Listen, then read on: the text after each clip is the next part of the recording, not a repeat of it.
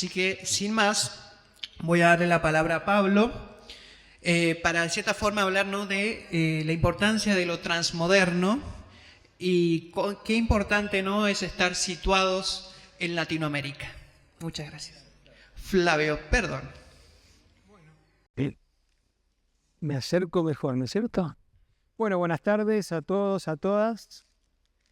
Permítanme primero agradecerles su presencia hoy acá y también a Anaí Roca por haberme invitado a participar de esta jornada en el marco de el documental ficción sobre el retorno de Dussel a su tierra natal por un lado, pero también a su provincia Mendoza por otro lado, de la que tuvo que exiliarse en el año 75 y también de su país, de su añorado país Argentina, que a pesar de que Dussel toma la nacionalidad mexicana cuando ya sabe que no puede retornar a la Argentina, siempre siguió pensándose como un filósofo, un pensador y demás argentino.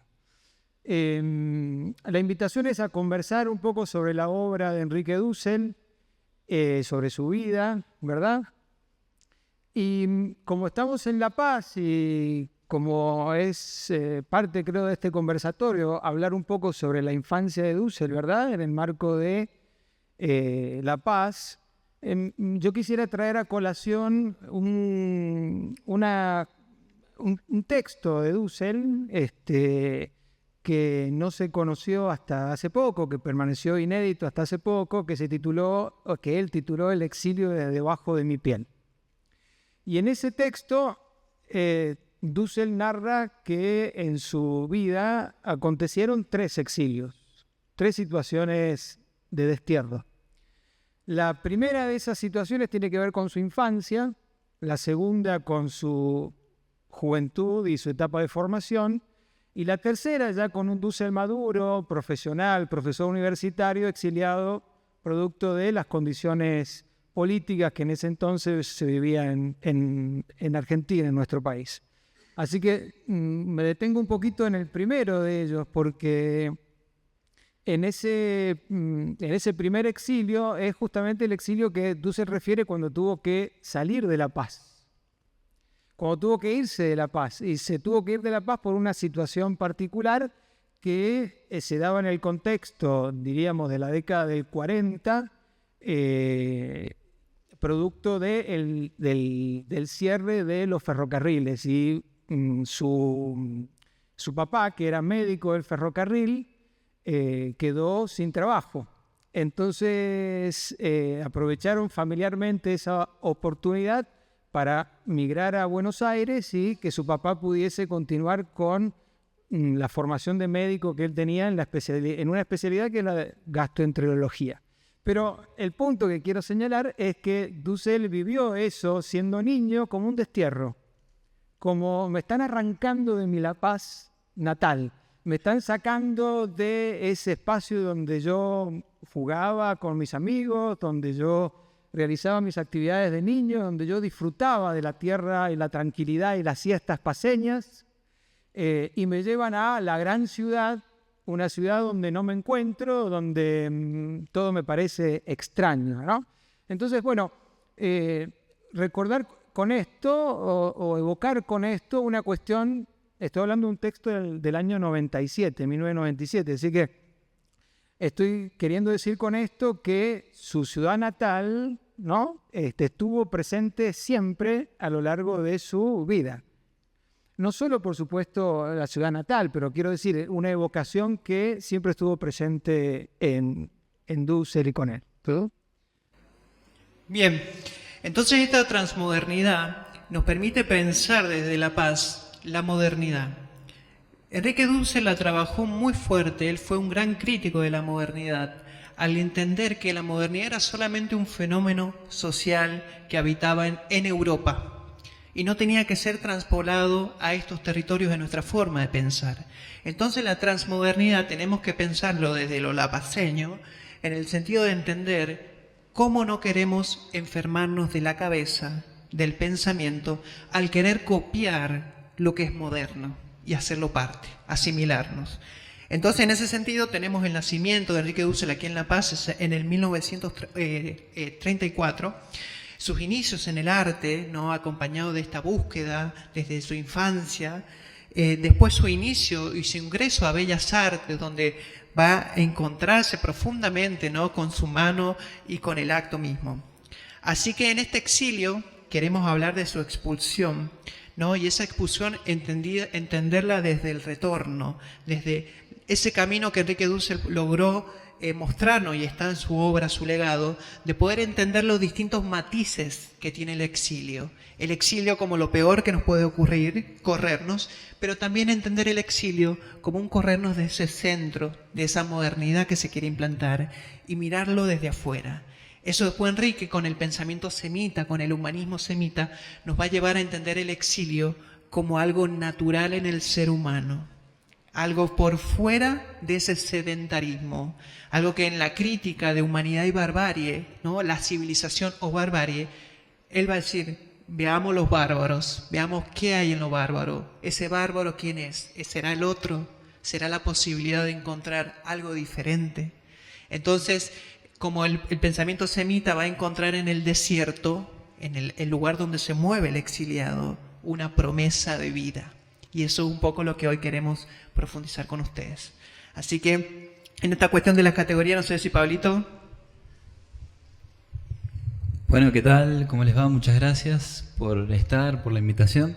Algo que me encantaría contar es un gran aporte que Dussel hizo a la interpretación de la historia, ¿bien? Porque su filosofía, la filosofía de la liberación, está pensada desde reflexionar la historia y cómo, primero, cómo es la división de las edades de la historia. Algo que siempre Dussel, que me impactó a mí cuando era un joven estudiante de historia, y lo conocí a Dussel en una charla, nos preguntó, ¿quién no tiene o concibe la historia con la de las edades de historia antigua, historia medieval, historia moderna, historia contemporánea? Levante la mano, ¿quién no conoce la división de la historia así?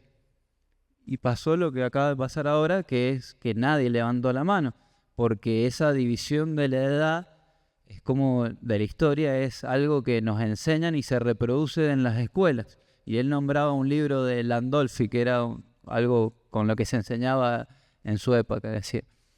Entonces, ¿qué va a decir Dussel? Esa forma de visión de las edades es eurocéntrica. Otro concepto fundamental en Dussel, el eurocentrismo. ¿Por qué es eurocéntrica? Porque va a decir, primero partamos de esto, de la Edad Media, que está en el medio de algo. Dice, la Edad Media va a ser el enclaustramiento europeo. ¿Qué significa el enclaustramiento? El enclaustramiento significó Europa, que era supuestamente subdesarrollada, va a decir Dussel, al lado del esplendor de civilizaciones que iban desde la China hasta el norte de África, pasando por caravanas de musulmanes y todo un comercio mundial impresionante en lo que se conoce como la Edad Media, que es el enclaustramiento, en la época de los monacatos cristianos. ¿Ven? Entonces el surgimiento de la modernidad o la Edad Moderna es el momento que Europa, Colón, que nunca creyó que había conocido otro continente, sino él pensó que estaba llegando a la China, que era el objetivo principal, con lo que fue a los reyes católicos a decirle, financienme la campaña para emprender este viaje. Y ahí se crea el mito de la modernidad, o de lo que es lo antiguo también. Entonces este mito de la modernidad y estos conceptos fundamentales de eurocentrismo tienen que ver también esto con una forma de representar la historia y dónde nos situamos nosotros y nosotras. Dice Dussel, ¿cómo nos situamos como América Latina en esta historia mundial? Que para filósofos como Hegel, la historia mundial culminaba en el centro, en Europa. La historia empezaba en el Oriente y terminaba en la razón, en el esplendor civilizatorio de Europa, de la Europa moderna, que había heredado el saber de Grecia, que ahí viene la filosofía. Pero ¿qué pasa? Dussel va a ver que la antigüedad, primero va a empezar a reflexionar por el neolítico, cuando surge, que esto es previo a la edad antigua, cuando la humanidad se torna sedentaria, y cuando surgen estas civilizaciones, que es de la Media Luna Fértil, Egipto, la India, China, y ve que América Latina le va a llamar que es el extremo oriente del oriente, ¿bien? Y va a pensar que la humanidad que evolucionó y surgió de África, ¿bien? En lo que es evolución, fue colonizando el planeta, y el movimiento histórico para él va a terminar en este extremo oriente, que tiene que ver con la colonización del planeta y con este esplendor de civilizaciones, como por ejemplo el Inca y de Mesoamérica. Bien, entonces el desarrollo de la humanidad se fue dando por otro movimiento, y eso en una discusión histórica con los filósofos europeos, que inventaron el centro del saber en la Grecia clásica. Y por ejemplo, Aristóteles, que era un gran filósofo, él sabía que 3000 años para atrás los egipcios habían cultivado saberes matemáticos, astronómicos, como un montón de civilizaciones, como la de los mesoamericanos, mayas, los astrónomos de los sabios amautas del Perú, y así como un montón de culturas en la China, en el Oriente. Entonces, ¿qué fue un poco de esta idea del eurocentrismo y fundamental? Que ahí viene su militancia y su promoción de descolonizar el saber, y también eso, descolonizarnos a nosotros y a nosotras mismas, y ponernos en valor a nosotros mismos y nosotras mismas como pueblo, y también siendo crítico a las mentalidades que siempre alabaron y endiosaron a esta cultura, que fue la que generó, va a decir, un encubrimiento del otro.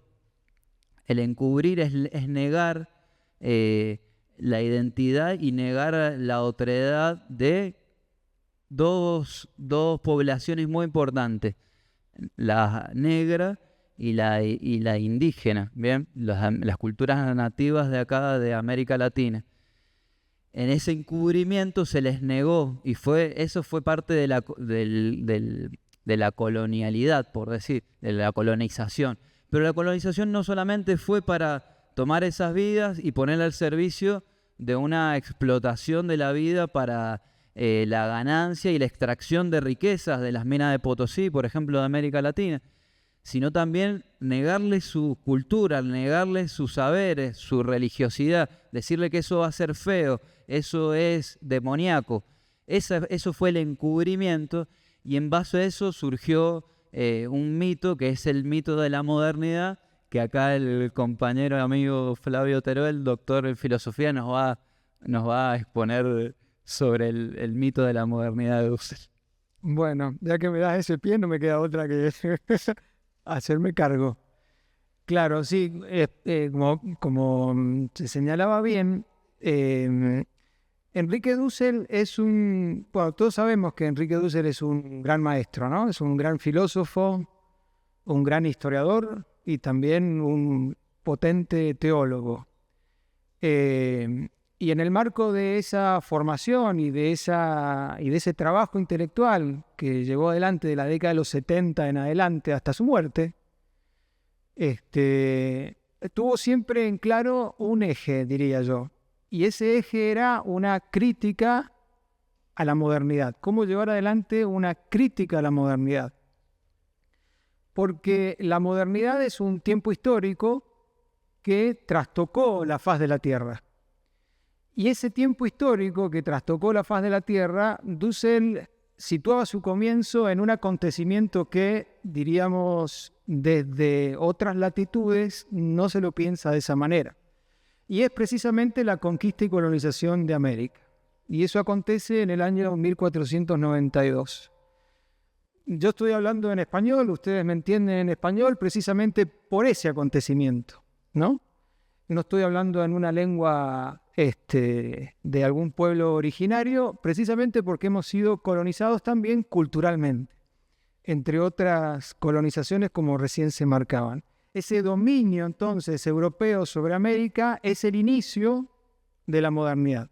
Pero es una modernidad que cambia, como les decía yo recién, la arquitectura del mundo, si se quiere, en diferentes esferas, en diferentes ámbitos. Uno de esos ámbitos es el ámbito de la dominación colonial. Nosotros hemos sido colonias hasta el siglo XIX, colonia española hasta el siglo XIX en términos políticos. Después, otro elemento importante es el desarrollo del capitalismo. El capitalismo sigue siendo el sistema vigente, diríamos, en términos de modo de producción a nivel mundial, pero su clave de expansión tiene en la lectura que hace Dussel, la interpretación que hace Dussel, el descubrimiento, más que el descubrimiento, ahí me hice una trampa yo mismo, el encubrimiento de América, ¿no? Bueno, pero entonces, para señalar qué cosa, que esa modernidad merece ser cuestionada, ¿sí? Debe ser cuestionada, debe ser criticada. Y entonces la filosofía que lleva adelante Dussel y su trabajo historiográfico en buena medida tiene que ver con justamente cuestionar ese cimiento de la modernidad, esos fundamentos de la modernidad, ¿sí? De allí entonces que Dussel nos hable de un mito de la modernidad. Ese mito de la modernidad es el mito que construye una argumentación que justifica una acción de dominación. Espero ser claro. Es un argumento que permite justificar una acción para llevar adelante un acto de dominación. ¿Dominación en qué planos? En el plano colonial, en el plano económico, en el plano cultural, en el plano de la relación con la naturaleza, en fin, en diversos órdenes, ¿sí? Entonces, esa idea del mito de la modernidad fue para Dussel fuertemente cuestionada a partir de la crítica al mito de la modernidad. Lo que justifica esa modernidad, diríamos, construida del siglo XVI en adelante, Dussel intenta a lo largo, en buena medida, de toda su vida, elaborar una justificación filosófica, histórico-filosófica, que permita, diríamos, destruir esa idea y destruir ese fundamento y destruir fundamentalmente esa argumentación que justifica una praxis de esa índole. ¿Por qué? Porque su filosofía no es una filosofía de la libertad, es una filosofía de la liberación. Y si alguien tiene que liberarse es porque alguien está oprimido, o porque alguien está preso, o porque alguien está dominado. Entonces se trata de una filosofía que lo que busca es llevar adelante un proceso de liberación. Pero para llevar adelante ese proceso de liberación hay que justificarlo.